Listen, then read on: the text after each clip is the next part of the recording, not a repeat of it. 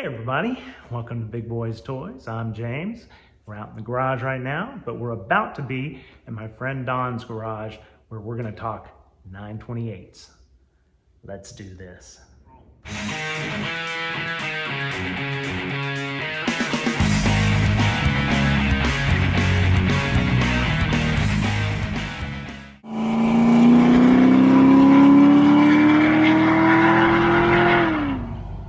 So Don, thank you for having me over to your shop. Pleasure. It's a lovely place. I love it.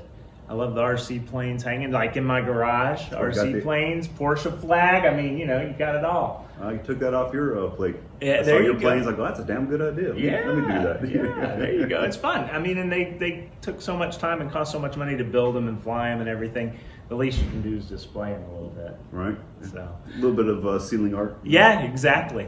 I would love to have mine on the ceiling too, but my ceiling's not quite high enough for that. So that's kind of always the dream, right? When you were building models as a little kid, hanging from your ceiling and stuff. Always did that. Love that. So here's Mistress, the name of the 86.5 928. How did you get into 928s? Tell me the genesis of your 928 adventure. I was my contractor, and I was at a customer's house working on their house. Yeah. And he had a 928 in his garage. And I thought, man, that's a beautiful car. And so working on the job and so forth, you know, and it was probably about a 6-month project or something. So one week he asked me, he goes, do you like that car? And I said, yeah, it's a beautiful car. He goes, well, it's for sale if you want it. And I go, well, just out of curiosity, what do you want for it? I'm sure I can't afford it. You know? Right. And he told me $3,500. And I said, well, your bill this week's $4,500. So how about we do a little bit of, you know, horse trading and, you know, cut me the check for the difference, and, you know, I'll take the car. And the car had been sitting for a long time in his garage. And luckily it was actually in pretty good shape, you know, and all considering. Sure. And matter of fact, I was able to drive it home. You know, wow. So it started, and I could drive it here. I thought, okay, that is something. It's a surprise.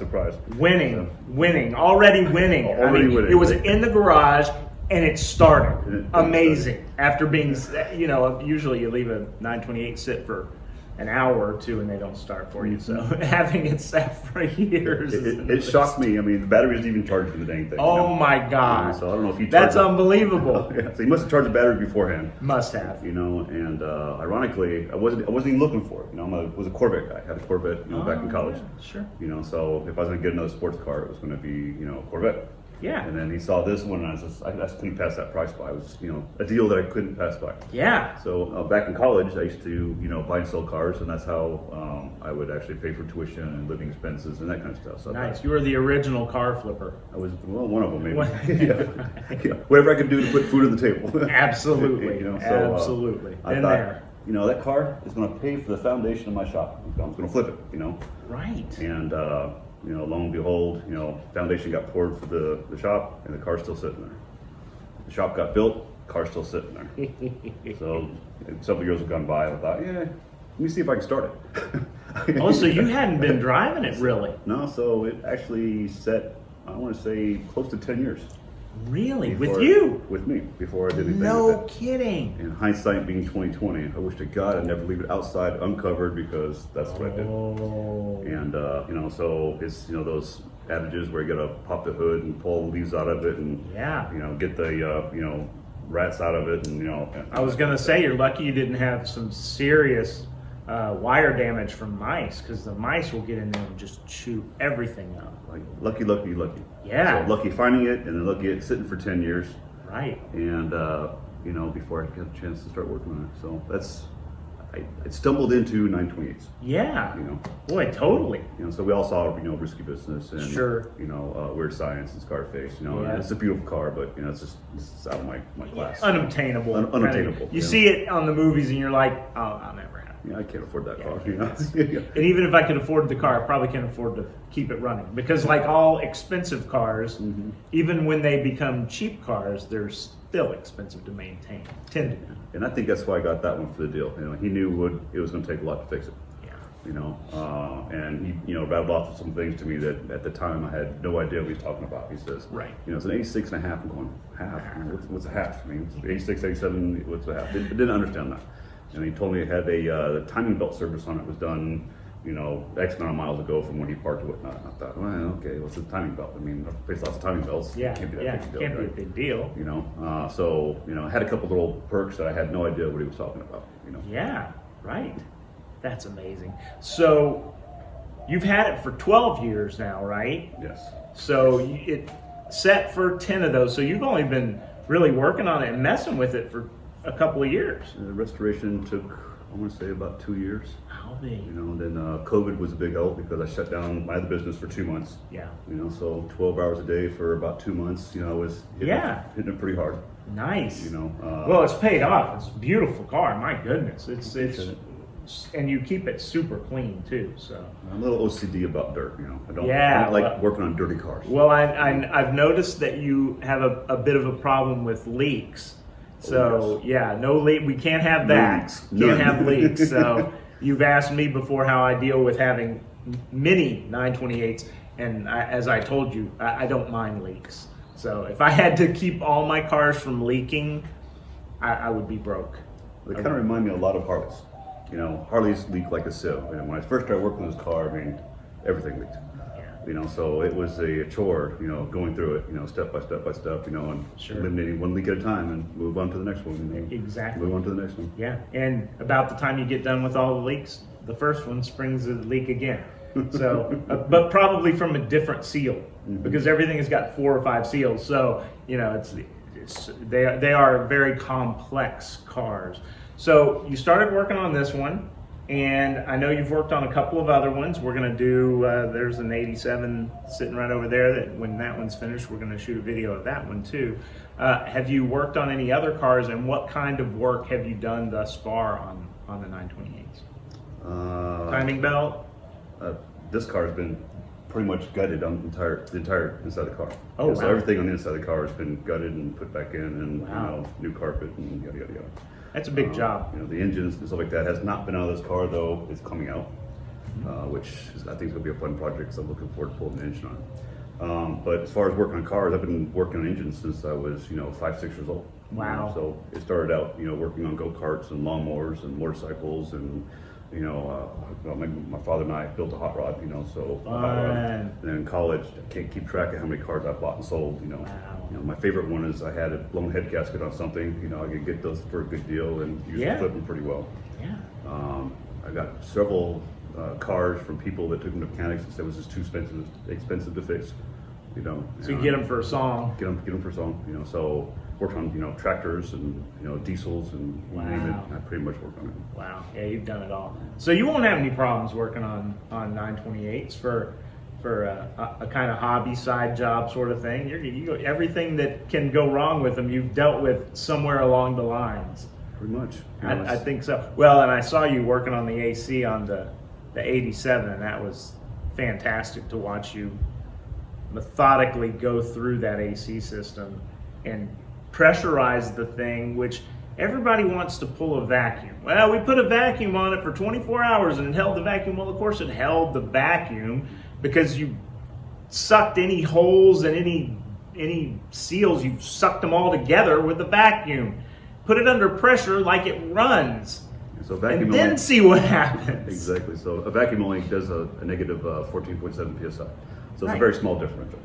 You know, plus the atmosphere, so you're really about 30 psi. You know, so I actually pressurize them to about 325 psi.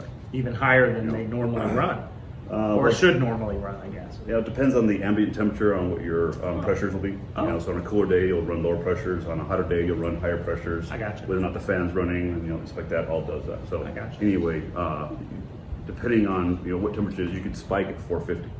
Oh, You know, okay. of course, you hit that, then usually your high pressure starts kicking out on it. Gotcha. You know, but, you know, 325, I think, you know, is pretty safe to pressurize it too. And if I have a leak at 325 psi, I'm going to find it. Yeah, You know, it right. might be a challenge to find it, but, you know, I'll find it. Well, you did have some challenges with this one. It was like one step at a time, and replace this, and then pressure it up for a little bit, and then that comes down, and find the next leak, and find the next leak.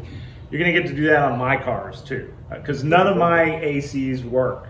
So I have 4 non-working ACs. So you know, get ready. Get ready. We're gonna have some work for you there. So some of my background is actually engineering. So I used to build test fixtures for a company called Applied Materials. Oh yeah. So I sure. dealt a lot with push differentials and heat Sure. exchangers and that kind of stuff. So I took a lot of that knowledge and applied it to These the guys. 928s. Yeah. Well, they are an engineer's car. Engineers, I have found over the 25 years that I've been into 928s that engineers love these cars because I think it's because they are a challenge. They were built by engineers. They were designed by engineers. And so engineers really appreciate the work that went into these cars and don't mind the challenge of fixing them when they break. I think that's what really piqued my interest about 928s is the design of them. They're amazing cars.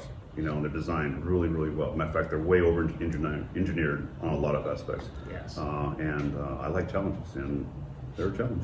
I always tell people when we talk about 928s, and they're like, how hard could it really be to work on? I'm like, well, in an American car, when it needs 3 bolts and they maybe put 2 in for a part, in a 928, when it needs 3 bolts, they put 7. Mm-hmm. So if it needed 3 relays, it's got 10. If it needed 5 fuses, it's got 40. Yeah.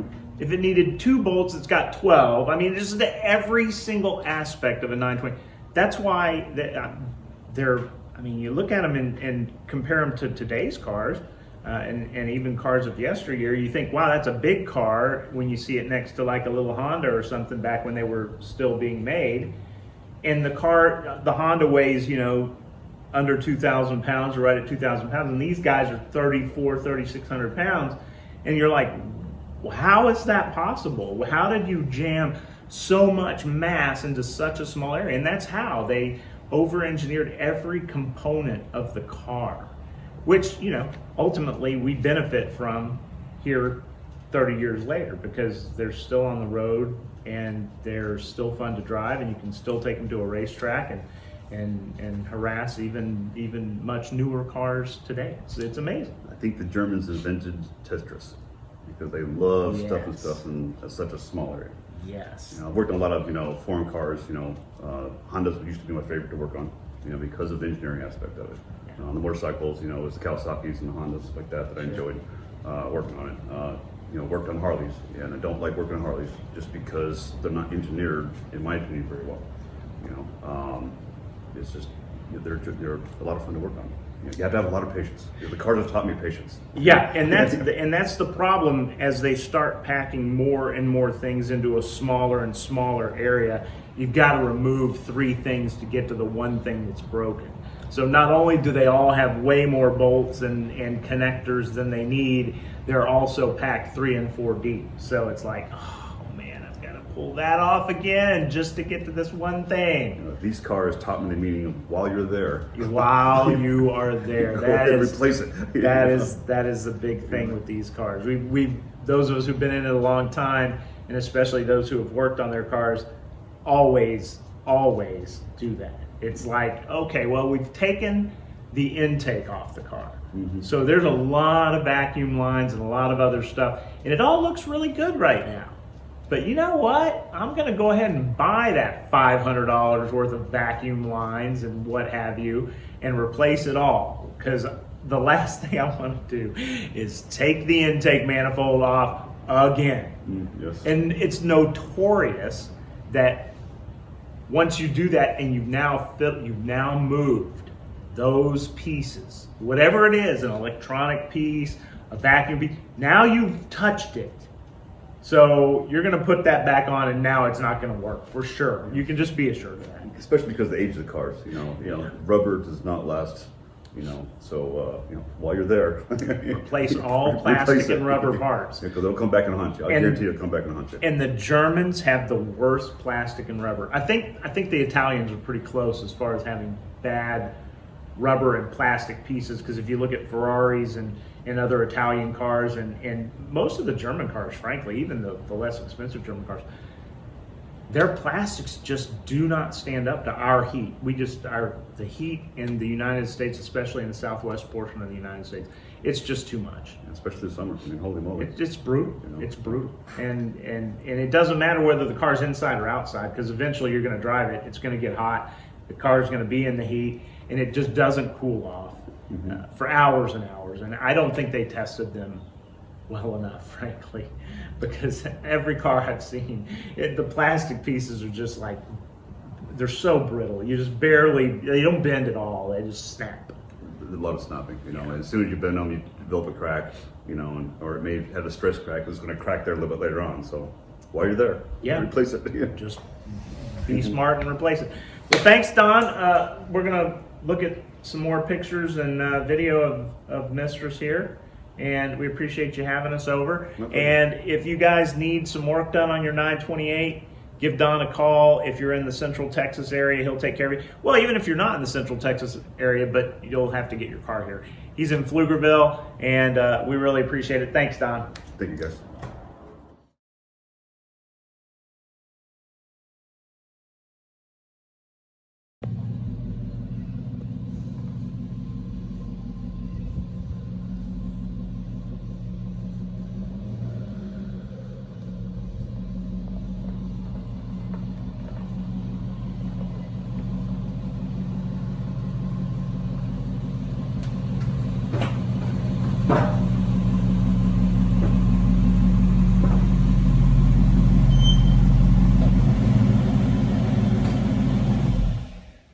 Well, we're back at the house after a wonderful visit with Don. Hope you guys enjoyed that. If you like that format of videos, comment below. We've got plenty of other 928 enthusiasts in the area that we can talk to, and who live not far from the area as well. And I'd be happy to maybe interview them on Zoom. We can do that too, and see what's going on with them. If that's something that interests you, just comment below. And in that same vein, like, share, subscribe, comment, of course, as usual. And thanks for being here. If you're new to the channel, we generally talk about 928s and other cars, but sometimes we talk about dogs, and sometimes we talk about watches, and sometimes we talk about guns, and any number of other things. But thanks for being here. Come back again, like and subscribe, share, and we'll see y'all on the next video. Thanks much.